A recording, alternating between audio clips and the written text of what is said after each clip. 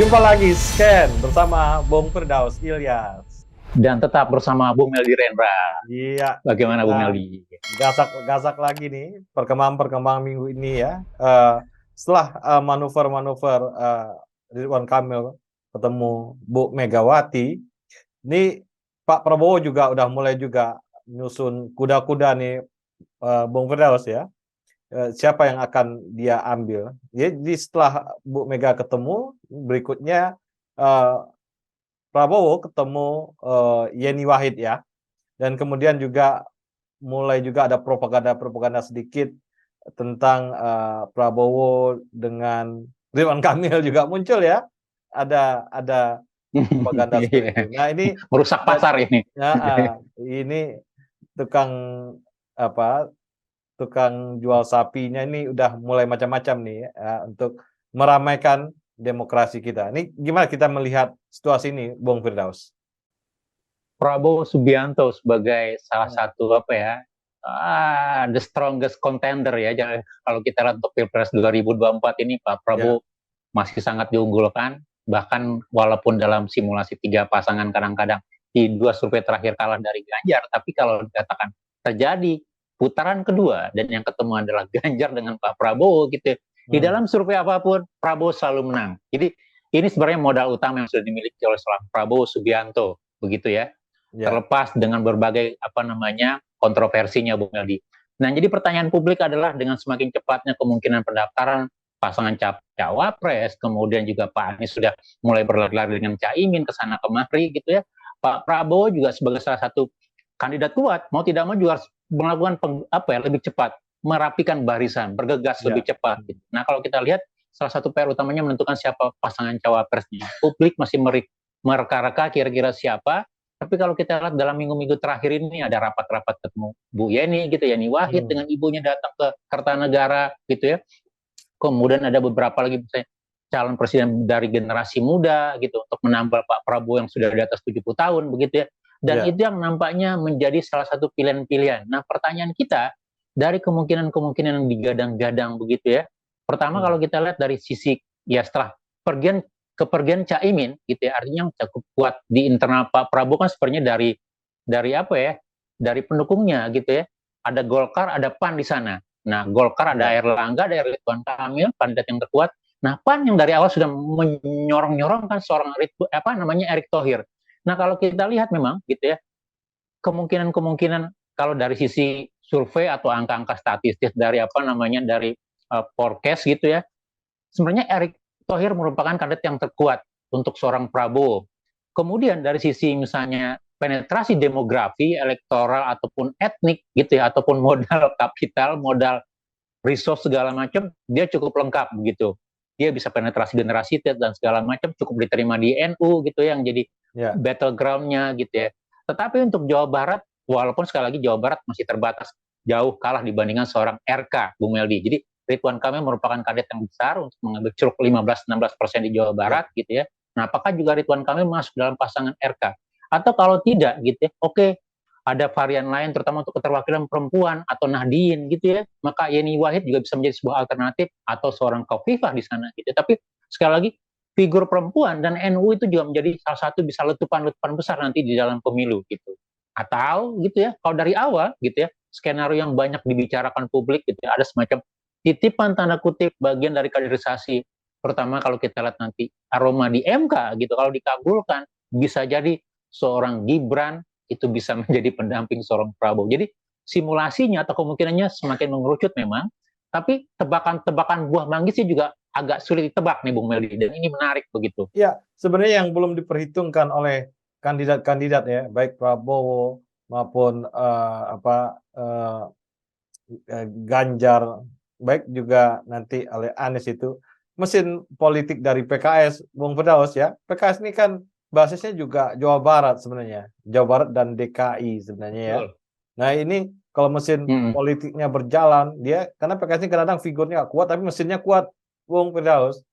Ya, Betul, dia ini yang militan di lapangan Bung Meldi. ini Pasukan kita khusus lihat semua nih, itu.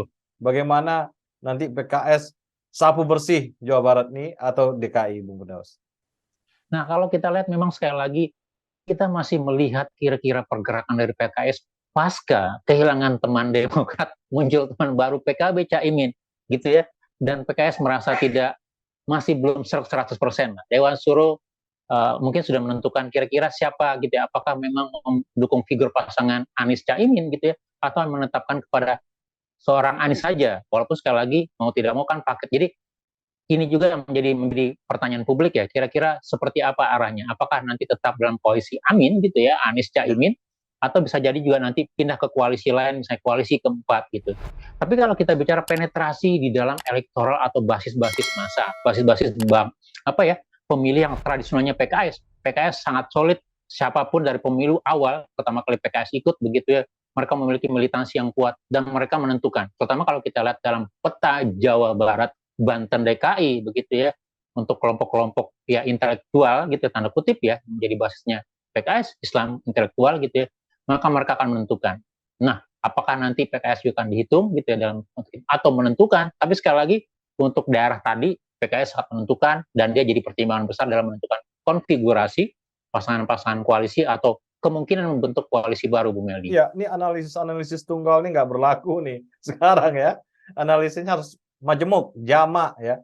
Kalau nggak bisa Betul. majemuk jamak nih, pusing juga menentukan siapa cawapresnya. Tapi sebenarnya modal besarnya adalah si presidennya itu sendiri. Kalau presidennya solid, kuat gitu ya, seperti Prabowo ya, yang bisa dikenal seluruh Indonesia gitu ya, yang berbeda dengan Ganjar misalnya yang dikenal di Jawa juga, ini juga penting. Nah, ini akan membuat gerbongnya mereka juga kuat, Bung Firdaus. Jadi seorang presiden yang punya karakter kuat juga sangat menentukan di samping cawapres atau partai politik yang ikut koalisi dengan mereka ini menentukan di level 2 dan 3 lah. Tapi postur cawapres, capres lah yang sangat menentukan terpilih nggak terpilihnya dalam Pilpres kali ini.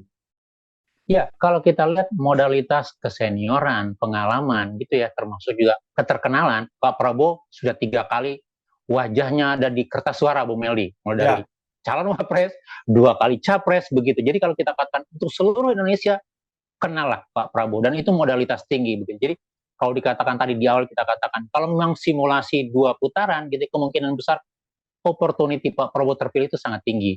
Nah sekarang tinggal sebenarnya, jadi kalau kita bicara basis elektoralnya cukup tinggi gitu ya, nah sebenarnya yang perlu dijaga adalah kira-kira siapa yang nanti yang bisa menambal program-program kerja pemerintah. Jadi kalau saya melihatnya ya. seperti itu Bu Meli. Jadi kalau kemungkinan elektoralnya teratasi, kita tinggal apakah misi visi nanti kalau terpilih di kabinetnya itu bisa mendampingi memperkuat saya atau tidak gitu.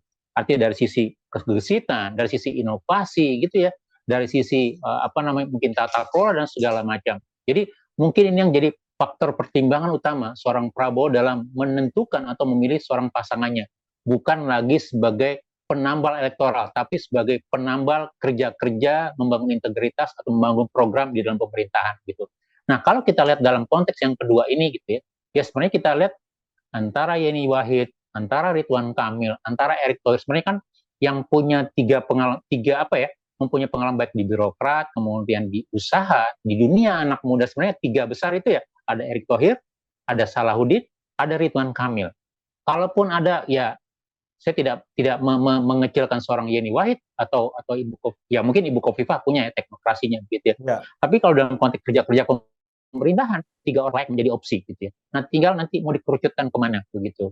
Jadi kalau kita lihat apakah Gibran, apakah Yeni Wahid, apakah juga Ridwan Kamil masuk sebagai sebagai pemberi warna, perusak konsentrasi lawan gitu ya, atau pasangan-pasangan yang memang sudah dari awal didesain seperti Erick Thohir misalnya, itu bisa jadi opsi. Tapi sekali lagi dengan modalitas yang sudah ada, maka mungkin Prabowo dan timnya lebih banyak berkonsentrasi untuk membangun kinerja, membangun program, membangun sebagai teamwork di dalam pemerintahan nanti. Mungkin ya sebagai sikap optimisnya kalau boleh dikatakan begitu, Bung Ya, Aldi. seandainya Khofifah sebelum bulan Oktober ikut dalam kontestasi ini, Bung Firdaus, ini makin menarik nih ya.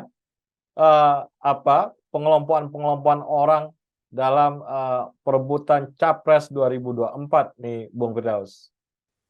Iya betul. Jadi kalaupun nanti muncul figur baru seorang Ibu Kofifa sebenarnya sangat layak dipertimbangkan, begitu ya. Karena dari sisi ya tadi, jadi katakan nomor 2 lah kalau kita bicara elektoral, kita bicara nomor satunya kan lebih bicara program, pengalaman birokrasi, membangun basis massa dan membangun program-program kerja gitu.